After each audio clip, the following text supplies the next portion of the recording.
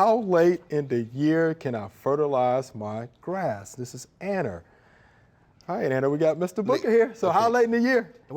And what kind of grass are we talking about? Now, now, if you got Bermuda grass or warm season grass, like Bermuda grass or zoysia grass, I don't like to fertilize with a nitrogen fertilizer after the middle of September. Okay. Because it's getting ready to start going dormant at that time, depending on where you live in there. You don't want to give it no nitrogen because you don't want to have that extra growth on there. Okay.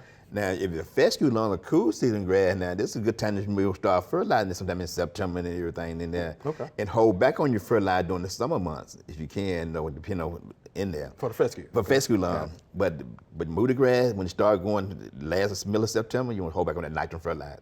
Now you can do a soil test and see if you need to add in the phosphorus and potassium to that soil during that time. Right. But the nitrogen, you don't want to get no extra growth. Okay. Yeah, because if you want to come in early, the extra growth, it can damage your grass for next year. So you don't want to do that. So that's a good point. Yeah. But okay for the fescue. It's good for the fescue to fertilize, and then fall of the year, in that. But Bermuda grass and zoysia grass, your warm season grass, make sure that you try to cut off in the middle of September. Middle of September. With a you need to put a little nitrogen fertilizer.